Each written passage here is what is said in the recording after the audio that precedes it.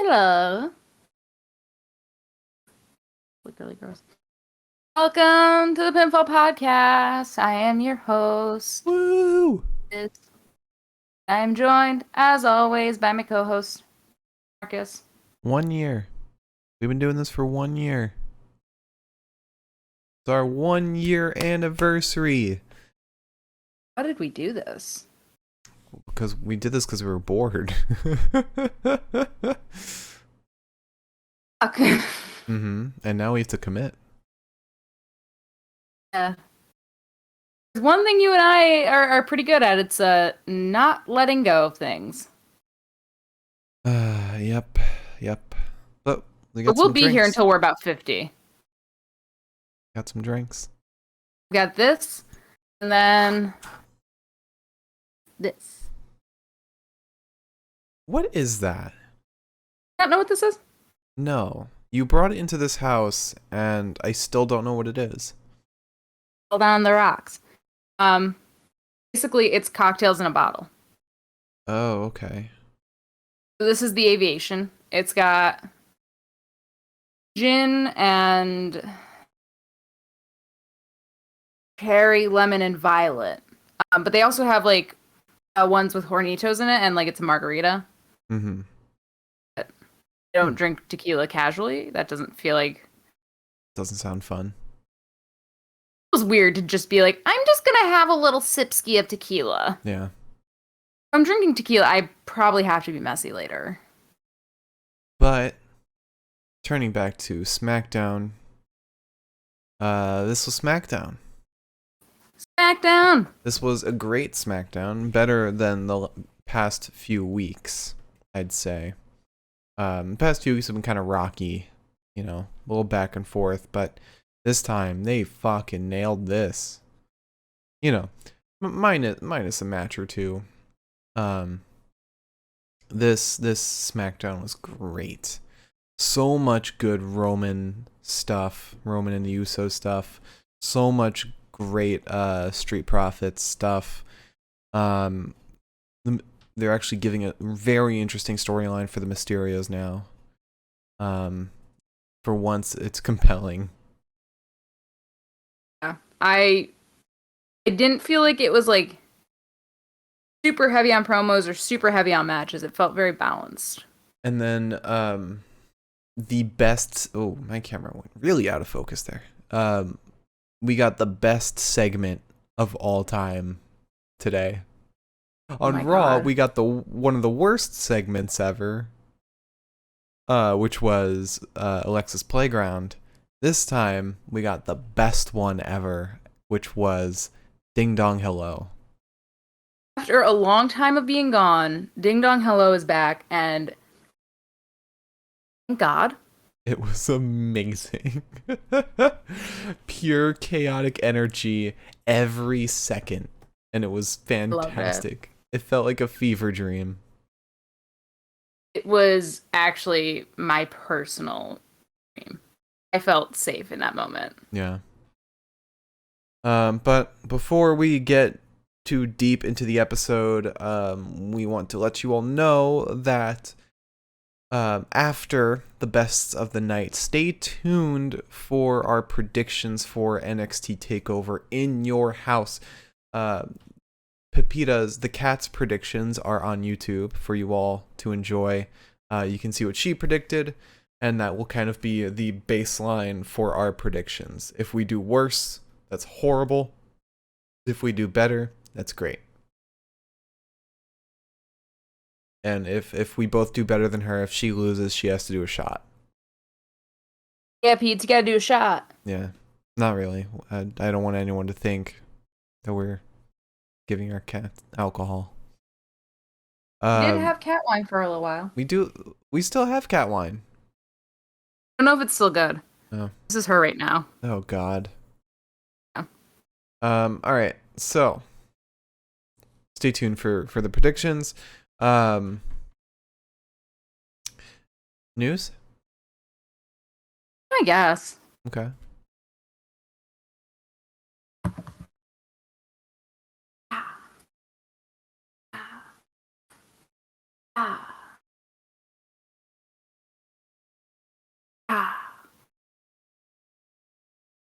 Hello, welcome to the news section. I'm your host, Liz, with the news. That's you. All right, let's talk about some stuff that is not WWE related. First things first, I'll just get out in front of it now. Brock Anderson, Arn Anderson's son, just debuted at Dynamite. Oh, really? Yes. It's cool. In what capacity? Just like a squash match? No, I think it was like Tony Schiavone, Tony Schiavone, Vani. Tony Schiavone, introduced him in similar fashion to Andrade. Oh, okay.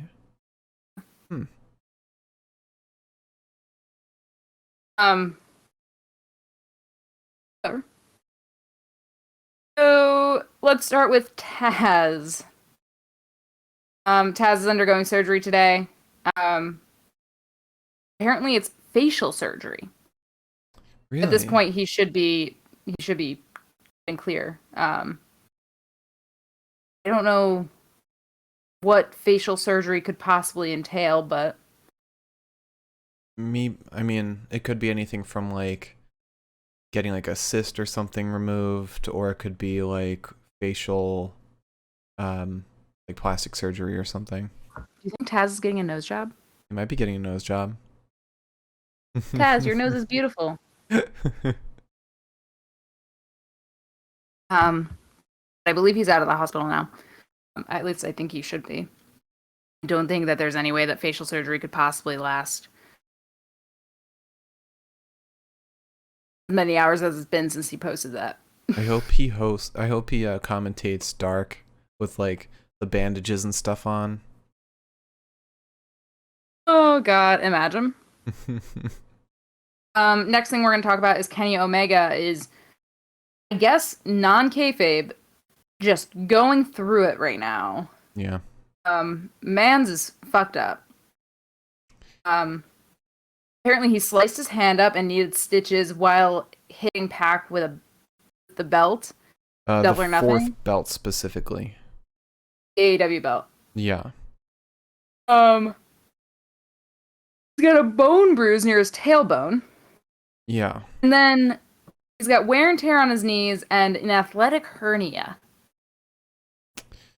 Apparently, he also was suffering from a stomach virus, like this past week. He's really going through it. I feel bad for the guy. He was on Impact, so I'm just like, He wasn't wrestling lay in down, Impact. buddy. Still, I mean, if you've ever had a stomach virus, ideal position is horizontal. I mean, he's wrestling tomorrow.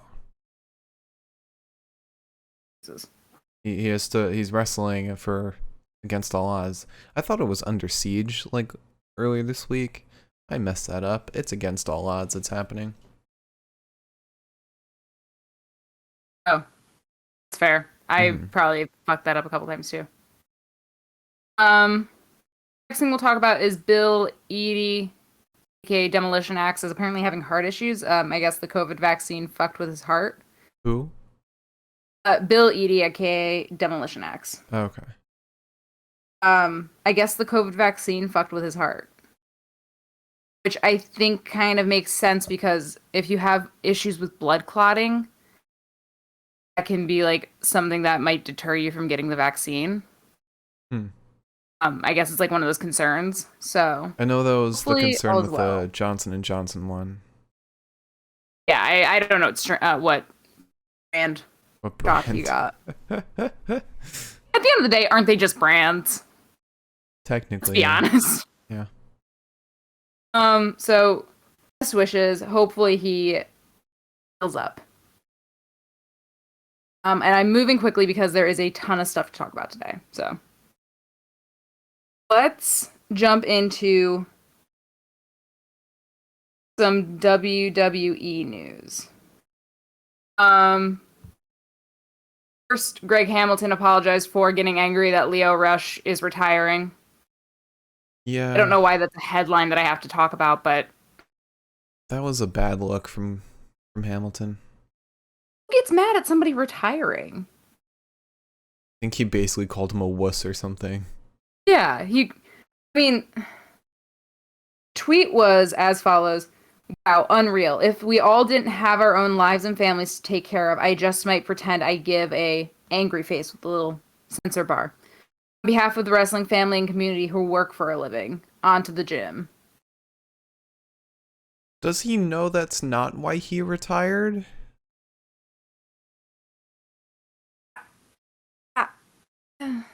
Also, if he retired because he wants to spend more time with his family, he's allowed to?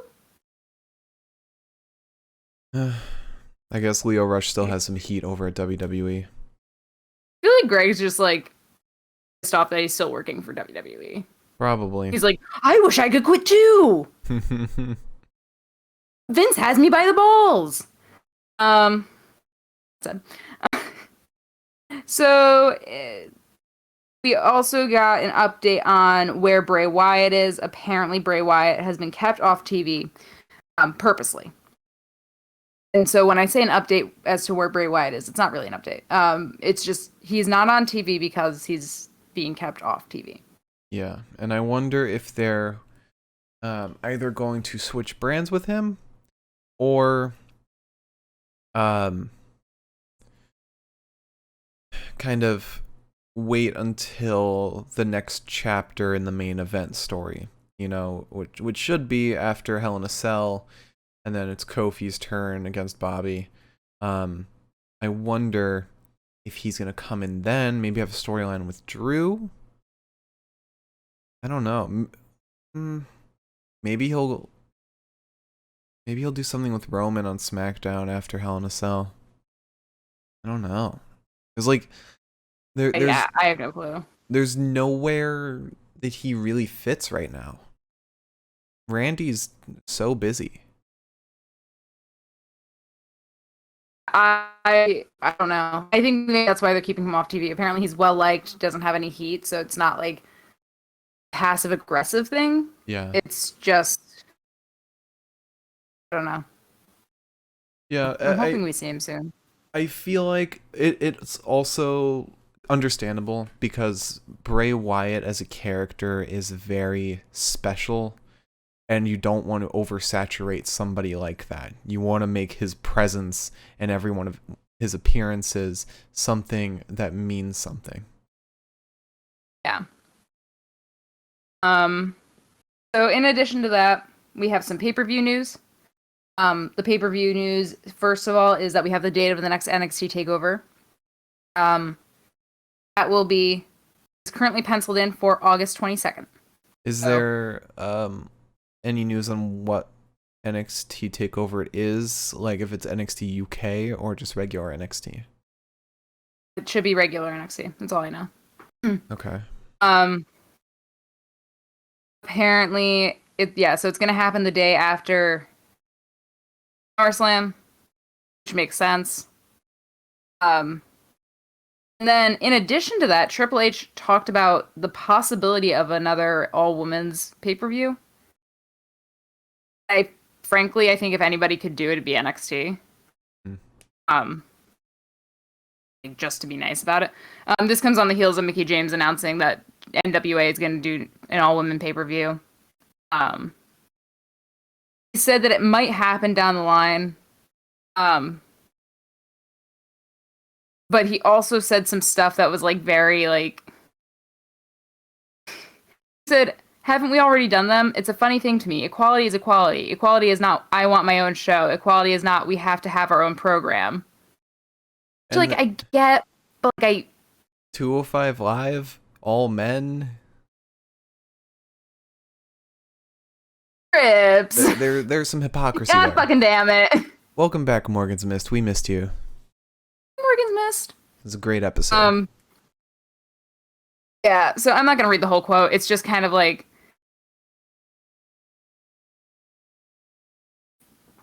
it was just a very stupid, blind comment on his part, I think. Yeah, that whole press conference was he basically dug himself into a hole.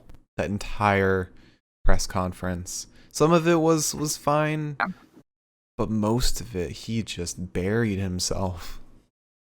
He should have just said, like, hey, I don't know, maybe. He pissed off a lot of... that people are doing. He pissed off a lot of women in other promotions by saying that NXT had the best women in the world. I mean, that doesn't get what he's doing. Mm-hmm.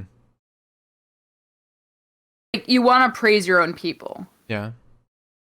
But he probably could have also just said that, like, women's wrestling right now is, like, in a very brand new era of just being, like, amazing. Yeah.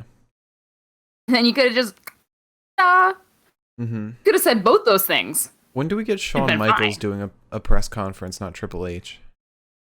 You know, maybe there's a good reason why Shawn Michaels is not doing press conferences. Aw. In addition to that, we have some summer Survivor Series news. Summer Survivor Series. Is it a spoiler? Because if it's who is gonna be there or who was slated to be there, that might be a spoiler. You do know that I've given news articles about that before, about stuff like that before. Yeah, but I've seen some. I'll warn it's a spoiler. You can mute your computers. We'll wave at you when the spoiler's over. Yeah. So first things first, this is not a spoiler. Survivor Series is potentially happening in Brooklyn, which means Mark and Liz might actually go see a pay-per-view. Hey, I'm very excited about that. A fun pay-per-view. Yeah. And now for the spoiler. So mute your computers if you don't want to hear this. They probably already muted them since we already told them to. All right. Well, The Rock is planned to return at Survivor Series. I don't think that's real. I don't think it's real. I think, well, planned and confirmed are two different things. Yeah. Mm-hmm. I can imagine. Yeah. All right. Spoiler is over. All right. Last piece of news, I believe. No. Last piece of news. NXT stars just recently signed a new contract. Who was it? Never Rise. Never Rise signed new contracts, baby. Yeah. Yeah. Are you not excited? Aren't you thrilled? You keep freezing. You're freezing a lot. Oh, painful. Not your voice though. But for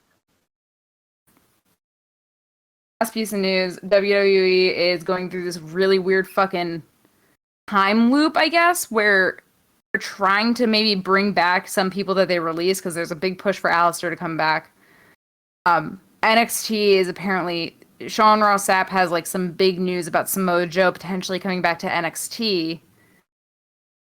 And then hear me. They just brought back Sean Daivari, who was one of their producers on Smackdown, who was released because of COVID. At the same time, there's rumors that they're going to do more releases. Right. Like, what? So I guess I don't know. I guess they're gonna. I don't know. Maybe they'll release the right people this time. I mean, yeah. They're probably gonna call up a lot of people very soon. And 205 Live just got an influx of people. NXT, the developmental center, got a huge influx as well. So they're probably just making space for some new talent to come in, which is good. They're bringing in some new talent. I wish they would focus a little more on building stars like they used to. The only star that we really have right now is Roman Reigns. Yeah, it's true. I hope they do, because they're gonna need to. Meanwhile, I hate to draw these comparisons, but meanwhile, AEW has built countless stars already. I know. It's not lost on me. Yeah. Are we? Yeah. All right. So SmackDown today was a ton of fun. And it was a perfect example of how you should book a show. You start with a match. You start probably the mid card. Raw, you should take notes. Starting with the mid card scene, like the mid card title scene, worked so well because they put on such a fun match, but it didn't like it set the tone for the whole show and got everyone watching to wake up. But it didn't kind of give away anything, like it didn't. This wasn't the Roman show starting off. Even though it pretty much does start on Roman, just before the match. But you know what I mean? Because like on Raw, you start with like Bobby and Drew, and then throughout the whole show, you're wondering like what's gonna happen next. On SmackDown, yeah, that's a compelling story, but that's not all you're gonna get. You know? Get it? Okay. But I'm not just rambling. All right, so to start off, we had Roman watching. They showed a video package of what happened last week with Roman and the Mysterios. He's watching it back. He's sitting in his suite with Jay and Paul. Roman says to Jay, "I saved you last week. Y'all owe me. What's the one thing that I will not stand for?" Jay says, "Embarrassing the family, Oos." Roman says, "I know you understand that, but does your brother?" Jimmy is then in the ring. He says, "Last week was supposed to be a celebration. Tonight we're supposed to be in here as tag team champions, but we got robbed. I'm not out here to make excuses, I'm spitting facts. Everyone clouds... Wait, what? Everyone could see my shoulder was up." Typo. Then we got a round 2. Then in he comes, the head of the table, sticking his head into our business. "You just had to make it about you. If you ask me, I think you got us disqualified on purpose. What's the point? You almost knocked Dom's head off his shoulders. I know what your issue is. You're jealous of me. Jealous I want my brother with me. You're just trying to tear Jay away from me. I'm my brother's people, not you. Tonight, I promise I'll do something I won't regret." We then cut back to Roman and Jay in the suite. Roman says, "He's not my brother." Very curious. Jay then gets up and leaves the suite. And then we get Jimmy and Jay backstage after commercial. Jimmy says, "Do you really think we could have won the titles?" Jay says, "Yeah." Jimmy says, "So you were mad when we got DQ'd. You know what, Oos? It can't be like this. You froze on me. You're my twin. You know what? Roman is disgracing our family." Jay then says back, "What do you want me to do? You were out for a year. I got stuck in this. What do you want me to do?" And then we fade to the first match, which is Kevin Owens and Big E versus Apollo Crews and Sami Zayn. And this match fucking went. My God. This match was a match and a half. That's for fucking sure. But with that last promo, I was like sitting there and I was like, he makes a point though. Yeah. Like, oh man, slaps you in the teeth. This is a perfect example of playing with the hand you're dealt with. Nobody expected Jimmy to be out for a year, and he comes back and they're putting it in the storyline. They're making use of it, making it into something compelling. I like it. Get a lot. Mm-hmm. So we have Big E and Kevin Owens versus Sammy and Apollo. Kevin Owens and Apollo. Heavy Impala. So Kevin Owens immediately just fucking attacks everyone. Sends an elbow to Apollo, who is the other legal man, goes ringside, sends Sammy into the barricade, comes back in, runs into a boot from Apollo, but it doesn't really matter. He pushes Apollo down, sentons onto him, leaves the ring again to attack Sammy. Apollo then takes him down to the canvas once he tries to get back in the ring, tags Sammy in. Sammy punches Kevin before standing on him for a bit, tags Apollo back in.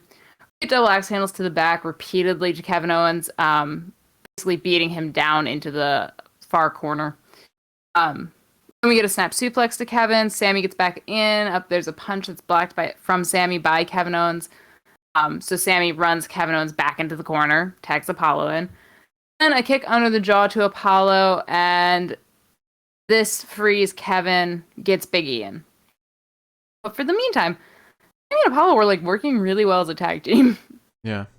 Each tag team kind of had really good chemistry. Yeah. There's a German suplex that from Big E to Apollo. E takes Sammy off the apron. We get another German suplex to Apollo, and then a belly to belly. Cruz gets his knees up as Big E goes for a big splash. We then get a Uranagi to Apollo and a German suplex to E. E goes for the spear, but Apollo sidesteps him and sends him from the ring. Sammy gets back in, pulls on Big E's leg. We get a front headlock on E, and then E slowly powers out, gets free. Drop toe hold, however, stops him from tagging out. Sammy pulls him back to their corner. Apollo gets in, kicks Big E in the back, splashes him in the corner.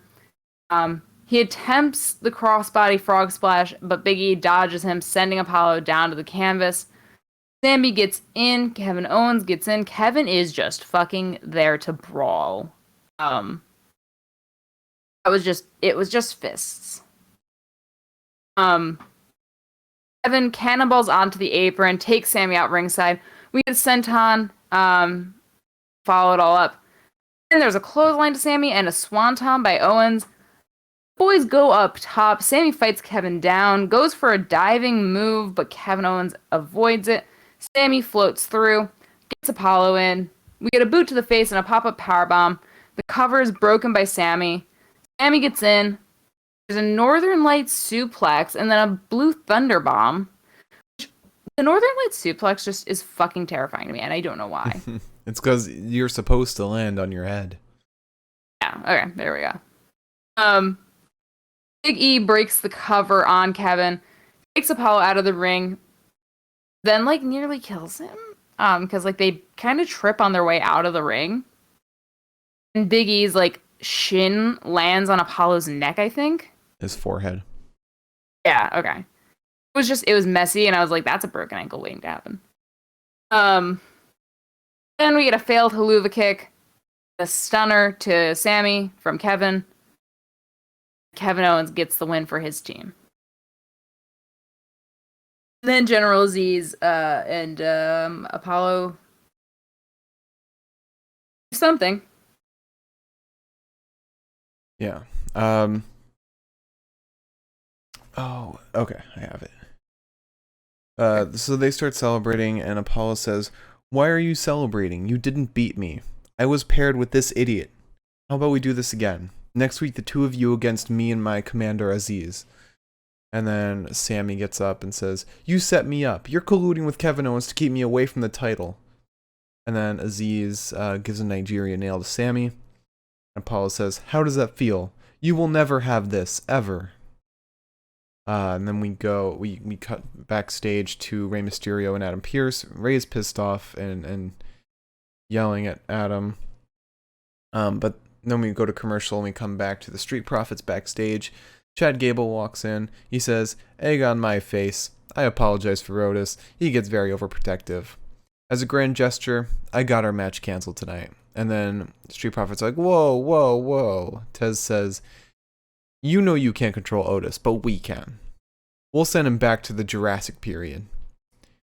Chad says, "You never know when to shut your mouths. You talked your way back into the match. One-on-one, who's bringing the smoke?" Montez then insists letting Dawkins get Otis. Chad says, "I'm not even going to have Otis at ringside, but only if Dawkins isn't with you." Tez says, "You have your match." And Chad says, "Oh, and by the way, Otis is still angry." And then after that, also, great promo, by the way. Fantastic stuff. After that, we get Roman Reigns and Jay in their suite. Roman says, "Where is he?" Jay says, "He's out there, mad angry." Or, mad angry. Roman says, "Where is he?" Jay says, "He says if you want to see him, you gotta go into the locker room. Into our locker room." Roman says, "He's your brother. Why does he put you in the middle? Your locker room. Roman's cousin's locker room. The Usos' locker room. Go tell your brother I'm coming down." And then we go back to the ring and we get Carmella versus Liv Morgan. Again. Yeah, and this was the match we should have had last week.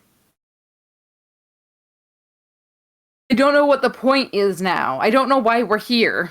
You say this is a match we should have gotten last week, like this was some spectacular match that didn't only last like 2 minutes. Just don't know why we're doing.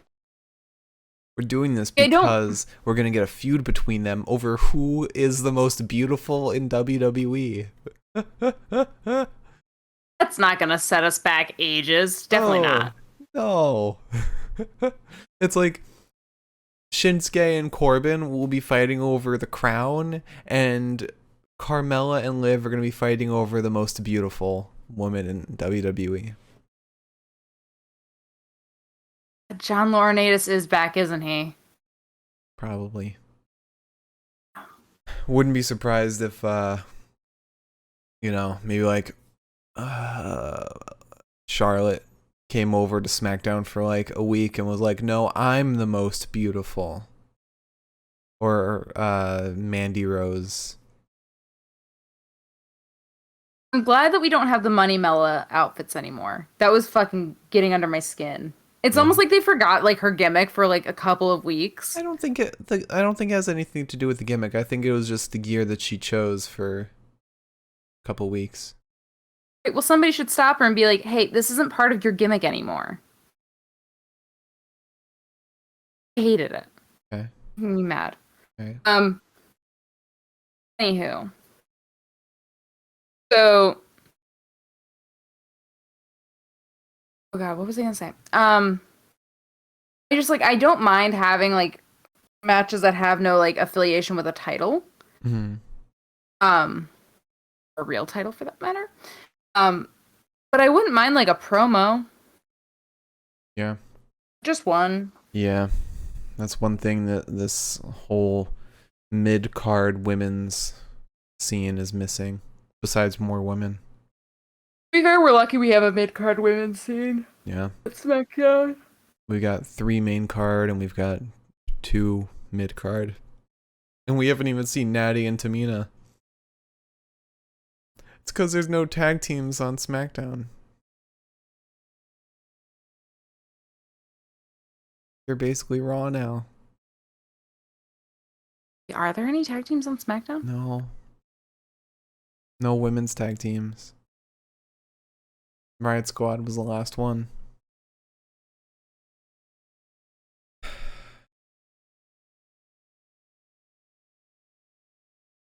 Oh my god. Okay. Anyways. So Liv just starts by mauling Carmella. It's incredibly fucking hot. Happy Pride. So Carmella dodges Liv, tangles her up in the ropes, throws her into the barricade, like really fucking hard. She launched her, and like I heard the noise that like her back made when it met the barricade, and I was like, lucky. Liv, however, gets back in the ring after Carmella harasses Michael Cole for a little while. There's a back elbow to Liv, and then she tosses Liv into the corner. Liv sets up with the backbreaker, shoots Carmella into the buckles. Carmella then kicks Liv into literally next year. It was like a solid fucking kick to her face. Goes to kick Liv again, but Liv gets Carmella tangled up in the ropes. And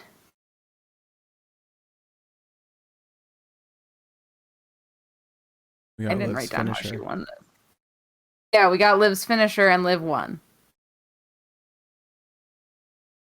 Liv got a win. She's not the bottom of SmackDown. She's tied with Carmella at the bottom. Yeah, it could be worse.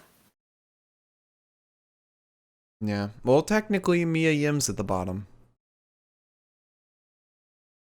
If she's not released. Can't make that kind of comment, Mark.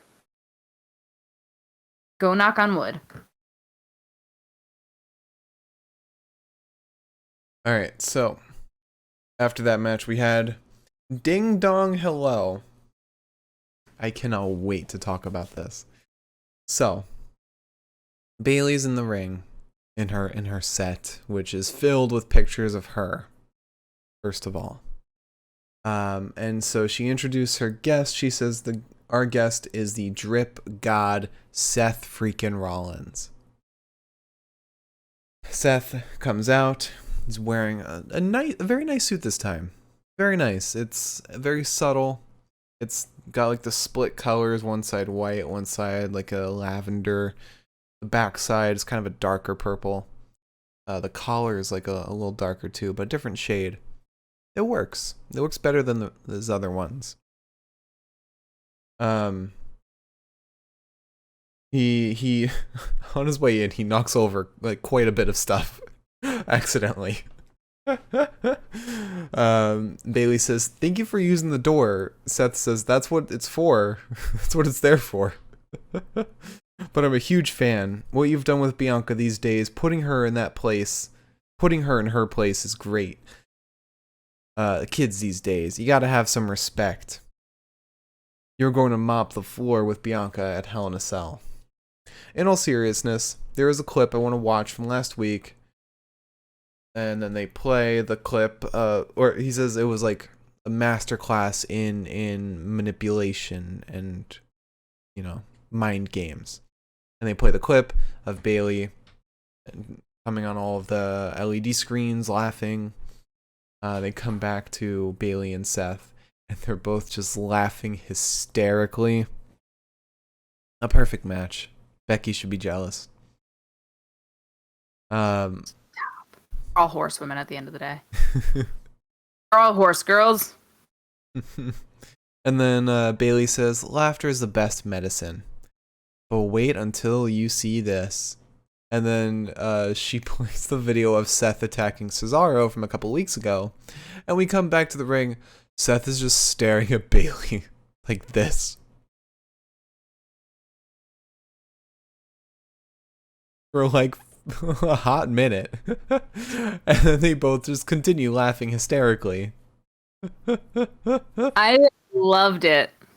And then Ding Chaotic. Dong. I felt so safe. And then Ding Dong. Someone's at the door.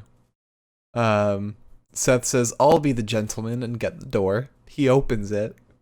And then Cesaro's before you even see Cesaro, you just see Seth go like all wide-eyed. And then Cesaro just decks Seth right in the face.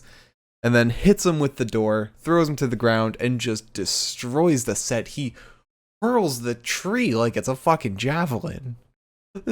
That was like, he shot putted the fucking thing.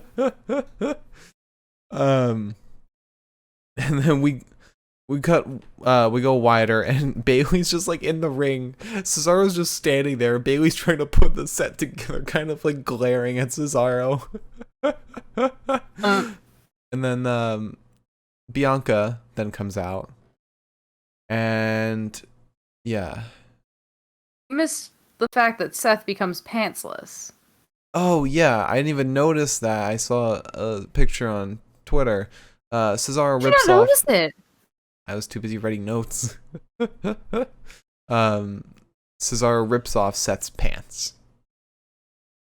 Like, early on, too. Before Seth's outside of the ring and everything. Like, incredible. Yeah. But Bianca then comes out and just laughs at Bailey and that's it. She laughs and then leaves. A hugely chaotic promo, and I love it. This was Vince McMahon turning to me and saying, "Happy Gemini season." And I said, "Thank you." I think the best thing about me is that as a Gemini, I never shut the fuck up about it. I find that to be charming.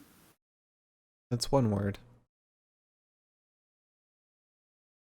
You know what he also gave you for Gemini season? Roman Girl Boss. I thought you were going to say Drew McIntyre challenging for the title again. I was like, oh, please also stop. That. He probably gave you that. He probably had nothing to do with SmackDown today. That's why it was good. That was fair. It's probably all Heyman. Alright, so then we go to Rey Mysterio. Rey is in the ring. Oh no, he's being interviewed. He says, "Roman hurt my boy. I don't care who you are, how big you might be. If you come after my son, I'm coming after you. Seeing my son in so much pain is some kind of torture. I'm responsible for Dominic. Last week I failed, but his injuries were not a freak accident. They were caused by a man who claims to be all about family. A man who doesn't think twice about destroying his own. I'll be in that ring, and I'll be calling you out. I'll show you what a family is supposed to look like." Man, these are the kinds of storylines we should have been getting with Rey and Dom from the beginning.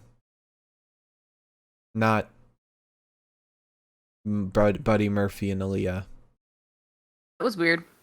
It'll never not be weird. Yeah. Or Seth and Rey for probably like 5 months.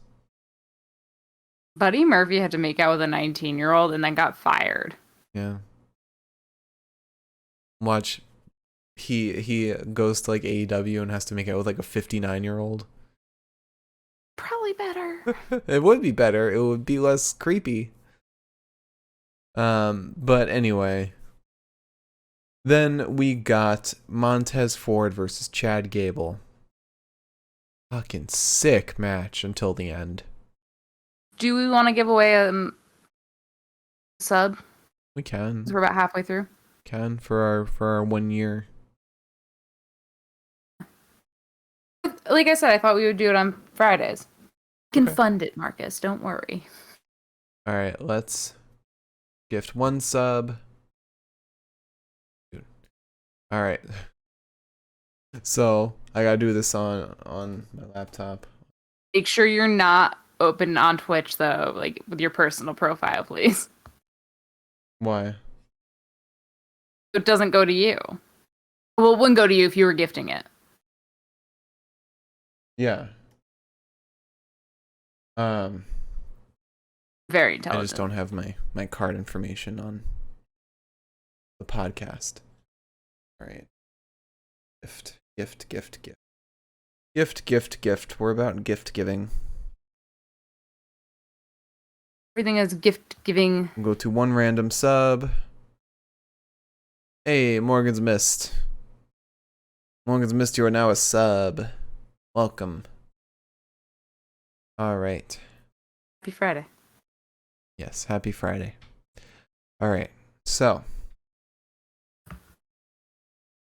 Ally? Yeah. Oh, yeah, we're at the match. Okay.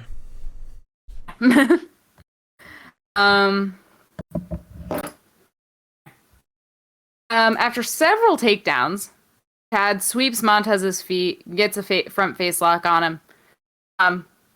Sort of dance around each other in excess before Tez gets a wrist lock on Gable. Gable flips free of it. Then it's some weird ass fancy fucking footwork that I could not keep up with. Bringing Montez down. I think ended in a drop toe hold. Then we get a takedown into a head scissors submission on Gable once and then twice. We get an arm drag to Montez and then an arm drag to Gable. It's very much an anything you can do, I can do better match, except McAfee also said it and said it while singing it. So, kudos to him for being better than me.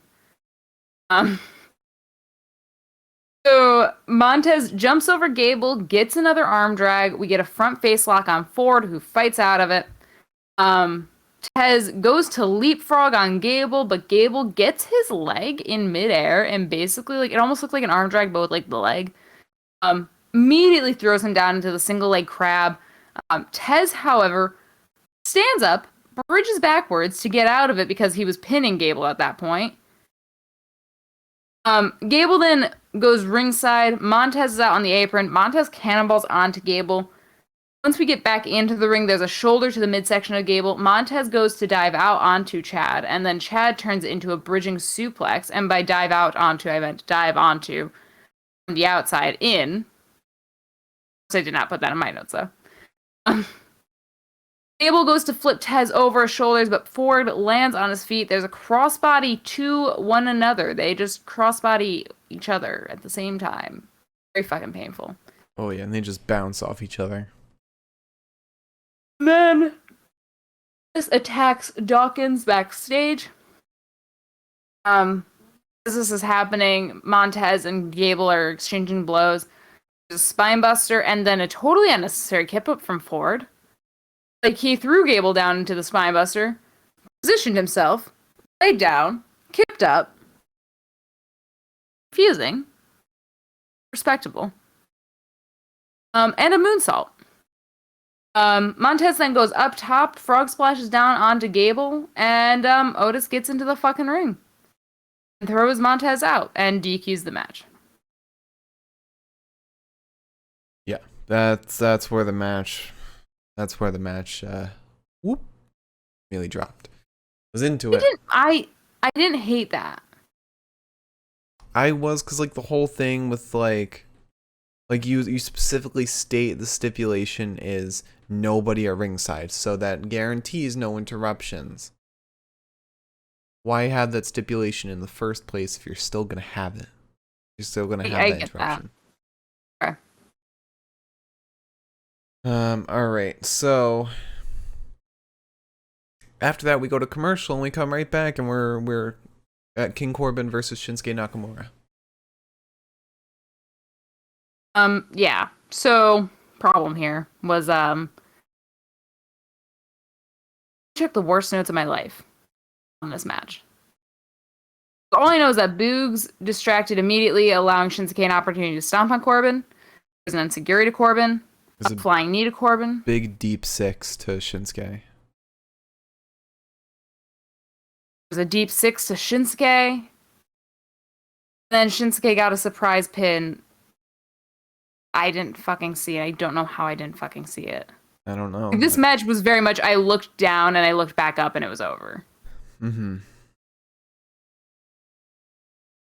Yeah. I took better notes on the Carmella and Liv match. And I was in the middle of editing a picture on my phone on Snapchat. I managed to take better notes. It's sensational. I love you, Liz. Thank you, Mark. I love you too. Knowing the picture that you made on Snapchat, I don't know if I can say that. If you haven't seen it on our Twitter, oh no. You want to see it. I made this fun picture, which is very out of focus, but that's fine. Everyone of everybody wearing reflection. Party hats. Look at that. It's for our birthday. It's like how you used to make birthday cards on the computer before, like, sending them out. Birthday invitations. Yeah. All right, so after the match, we had Roman and Jay. They're in Roman's suite, and Roman says, "Let's go to your locker room," and they get up and go. I don't know why this is necessary. After that, we get Adam Pearce and Sonya Deville. Corbin walks in fuming. "How much longer are you gonna allow this disrespect? I order you to command Shinsuke to give back the crown." They both laugh. Corbin says, "Is this a joke to you?" Pearce says, "No, this is very serious." Corbin says, oh no, Sonya says, "Why don't we make him put it on the line in a match?" Pearce says, "Think of it as the battle for the crown." Should have had this like 2 matches ago. So, like, we know what it is. It's King of the Ring. Why are we not calling it that? Maybe Boogs instead wants it for himself. He grabs it, and then we get like a real King of the Ring. Or like it gets crushed or something, and nobody's king anymore. Fair. Alright, so then we get Jay, Jimmy, and Roman in the Usos locker room. Roman's cousin's locker room. Roman says he's holding the title, the Universal title, and he says, "You see this? You understand?" Jimmy says, "You think I care about this? I don't care what you're wearing. I care what's on the inside. You've been pulling this BS since we were kids. It hurts my soul. One day you'll be in the Hall of Fame, but not as Roman Reigns, rather a spoiled bitch." Roman says, "See what he's doing? I told you." And then they both are arguing in front of Jay. Jay screams, "Enough! I'm tired of this. I'm tired of both of you. I'm out." And then Jimmy says, "See what you did? Now what? Want to throw down? Let's go. Let's throw." Roman says, "What are you talking about? You want to fight me? For what? What have I done? This ain't about what you're thinking. This is the family business. This is how we represent our family. How would you do this to your or why would you do this to your brother? Who came first? You're the older brother. I shouldn't have to depend on him to reel you in. Our ticket is being our best every week. Why would you do that to him? How could you treat your brother like that? Since day one, you just let him go. He elevates himself and you just let him go. You can't do this to your brother. Make this right with him." S-tier gaslighting right there. Emotional blackmailing. Incredible.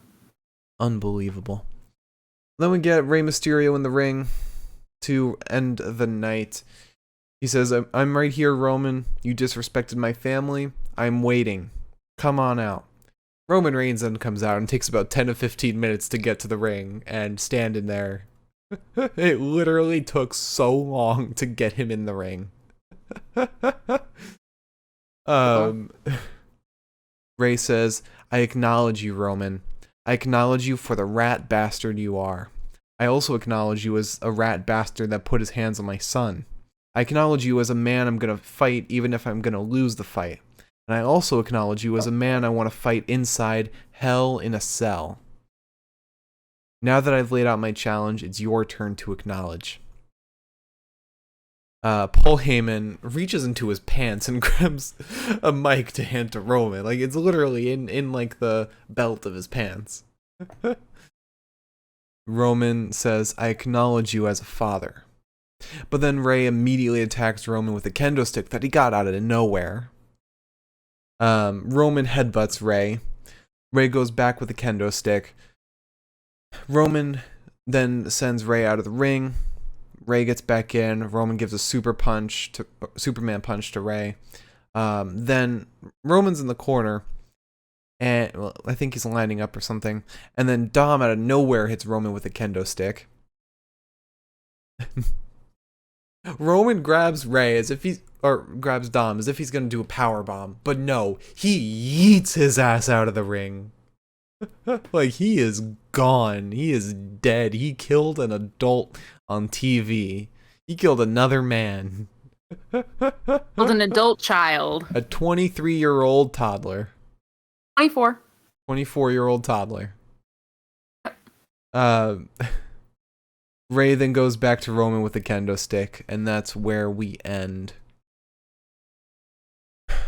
Very, very fast ending. Like, I saw the copyright logo come up. I was like, what?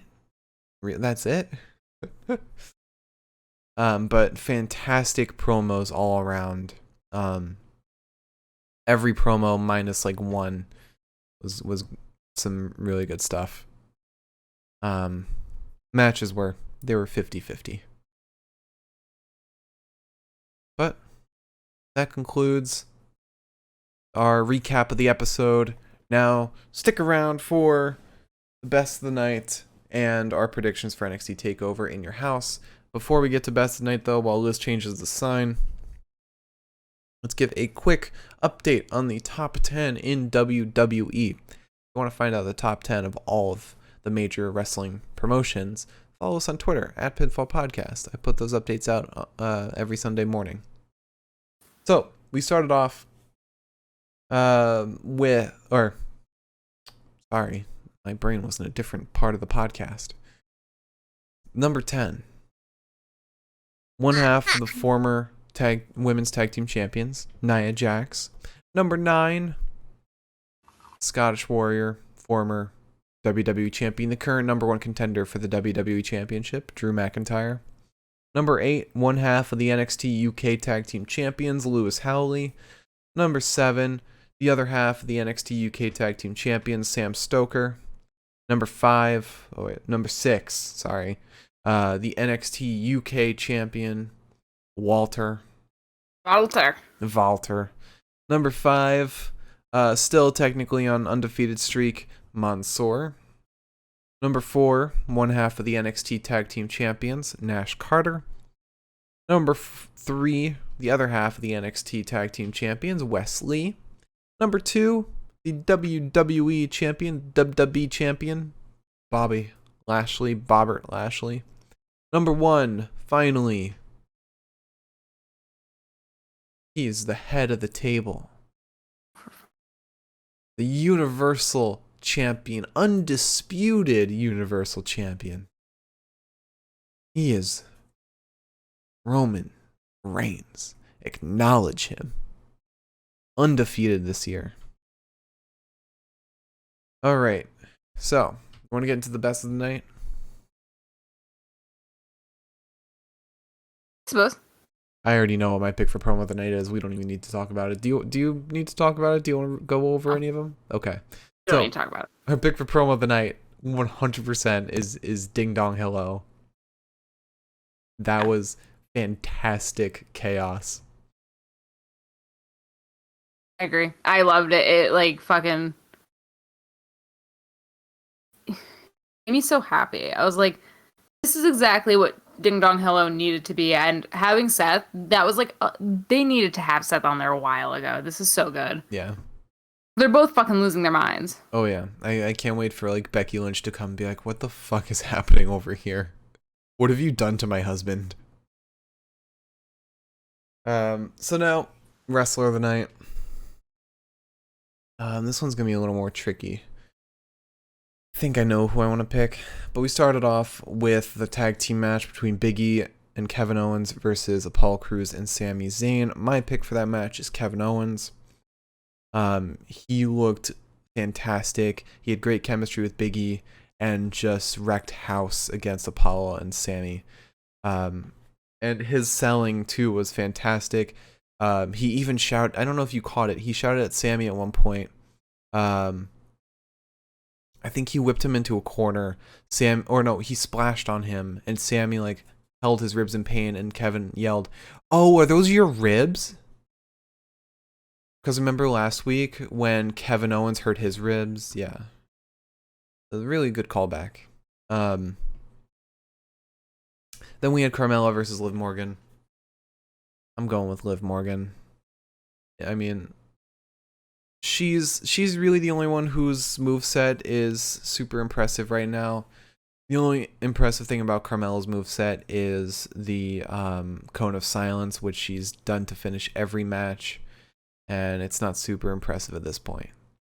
But Liv is continuing to diversify her moveset and just brings a whole lot of energy to every match. Then we had Chad Gable versus Montez Ford. I also loved how in this match, Chad Gable was like, "Why is your music still playing? Why is it still going?" Just fair. But my pick is Chad Gable. The man countered literally everything Montez could throw out. He just gave a masterclass in wrestling right there. One of my favorites was when Tez was launching himself from the apron into the ring, and Gable caught him and did a German suplex off of that. That was fantastic. Chad is really an incredibly talented wrestler, and he deserves a championship at this point. He deserves like some huge push. Then we had finally King Corbin versus Shinsuke Nakamura. I'll go with King Corbin. I don't know. I wasn't happy with either. Yeah. I barely saw it, so I can't judge.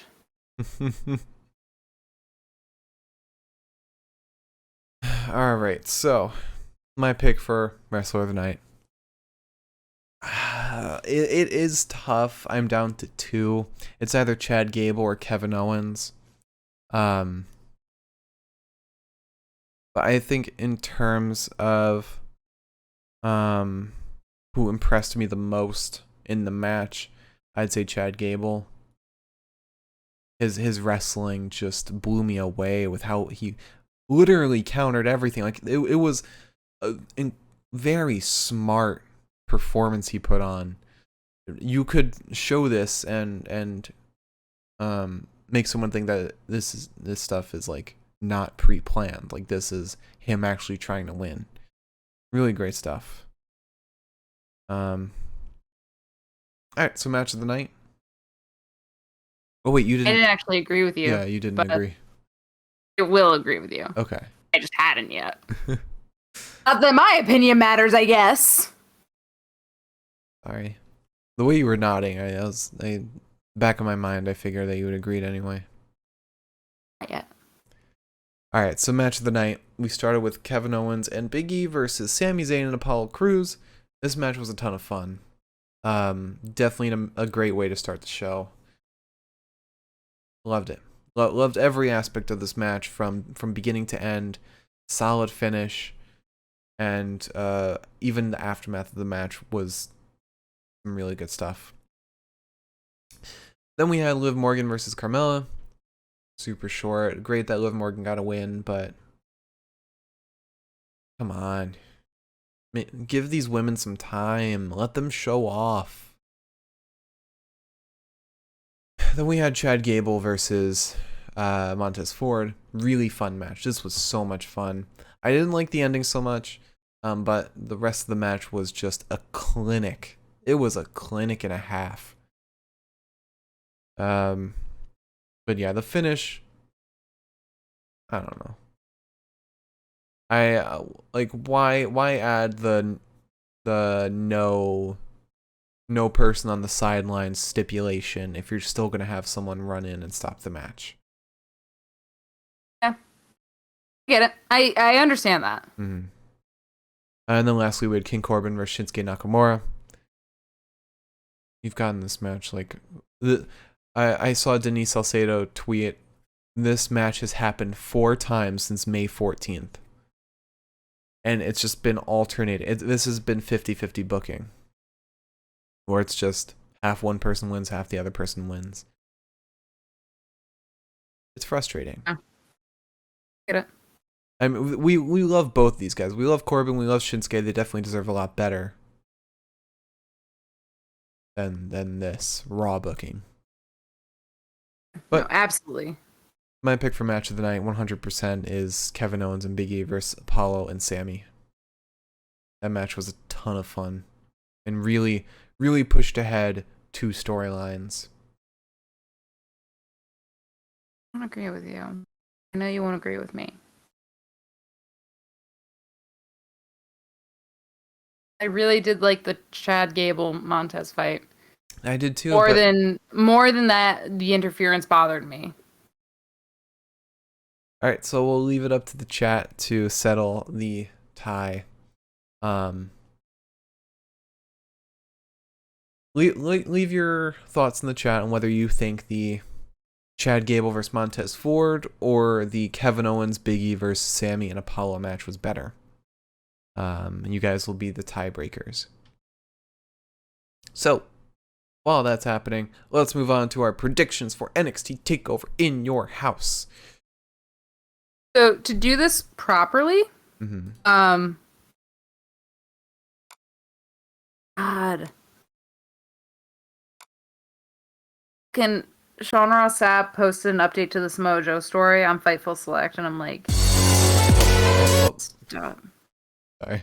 I opened up the Pepita Predicts video and the music started playing. Anyway, what'd you Like, say? I can't see what the update on the Samoa story is. Is it because it's on Fightful and it's behind Yeah. paywall? Yeah. Somebody will post it on Reddit soon. Okay. Always do. Wait. So to do this properly, I think that you should tell me the match. I'll give you my prediction, and then you can give me yours. Okay. Also, the story is already on Reddit. So, quote, in an update on the story, officials in NXT have confirmed that Samoa Joe was briefly at the WWE Performance Center this week. We were not told why he was there. We did get confirmation there have been pitches within NXT to use Samoa Joe, however.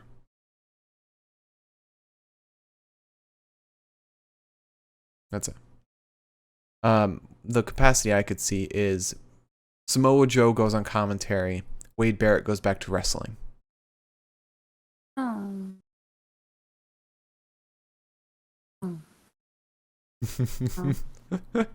Oh no. No? Oh. Okay. Sorry. Sorry. Sorry. I don't agree. All right. So what did you say about our predictions? How do you want to do this? Win the match, and I'll give you mine, and you can give me yours, because I haven't made my predictions yet. When do you want me to give Pepitas? You can give them first. Okay. All right. So first up, we have Xia Li and Mercedes, or Xia Li versus Mercedes Martinez. My brain is like all over the place today.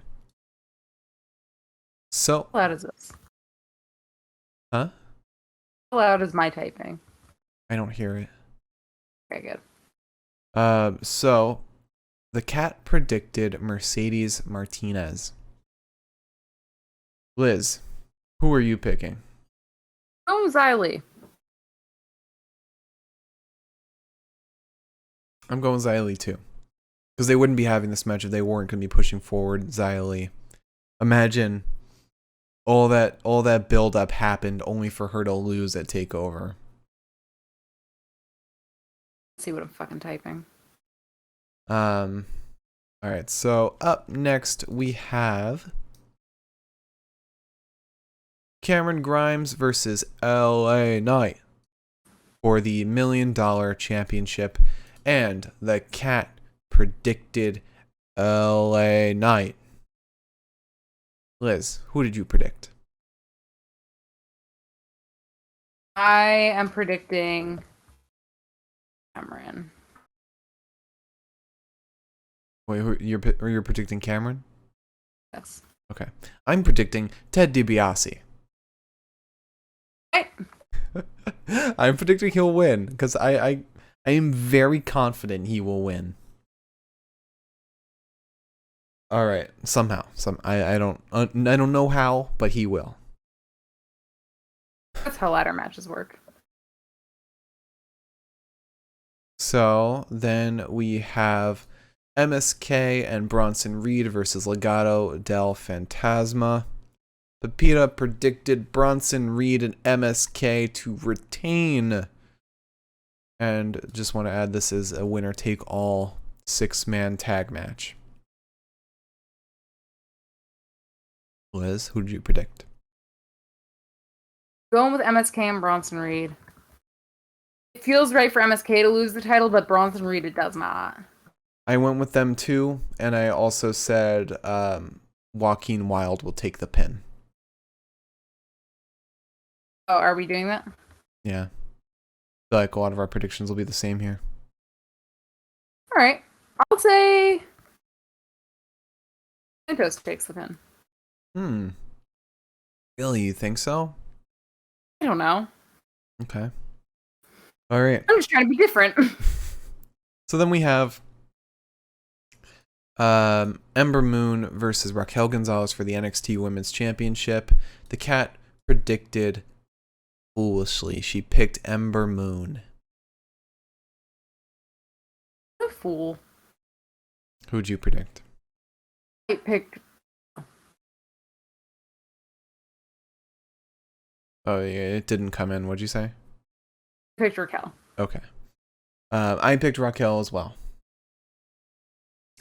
Then, finally, last match.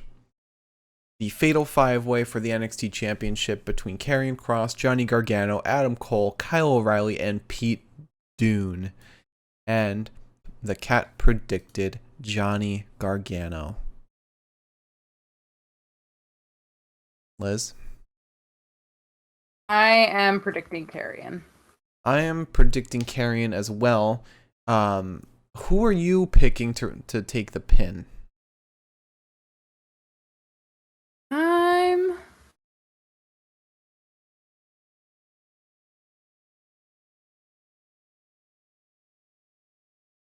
Oh, it's hard. I'm kind of torn between Johnny and Adam. Really?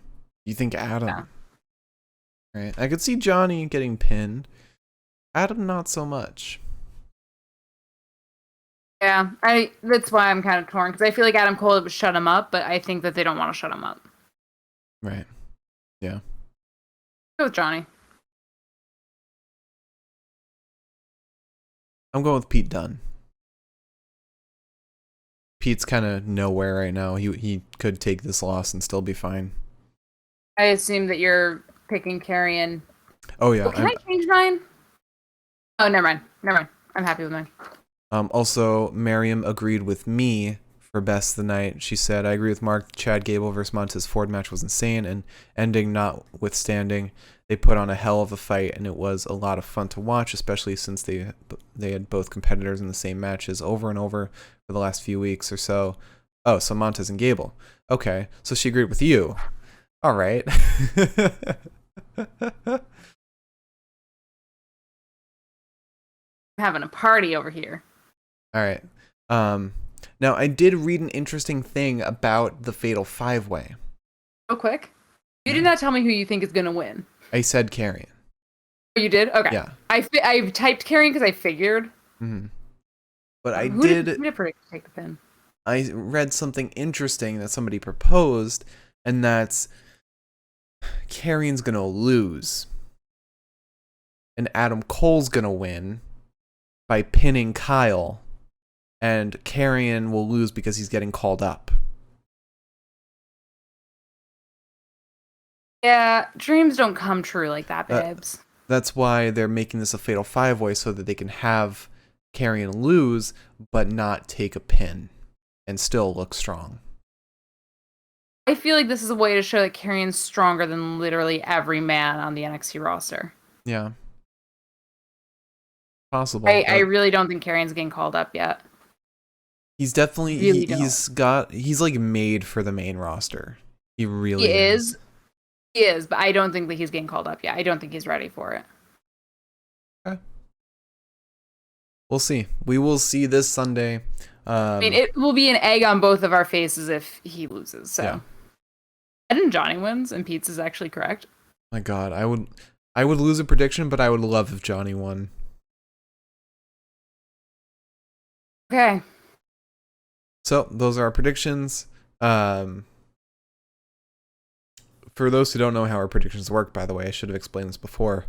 For every incorrect prediction we make, we have to finish a can of hard seltzer before the podcast is over. So, and that builds up. So every 3 incorrect predictions, we have to drink 3 hard seltzers. And whoever has the most correct predictions at the end of the podcast will be crowned the Pinfall Podcast Prediction Champion, and we'll give out a punishment to the loser. Is that a cat? It's a cat. Oh, that's a cat. All right. So, Liz, would you like to close out the show? If you joined us tonight, thank you so much. It has been 1 whole year. We really appreciate it. We've met so many cool people and made so many fun friends through this podcast in just 1 year. So thank you so much. Here is to another year.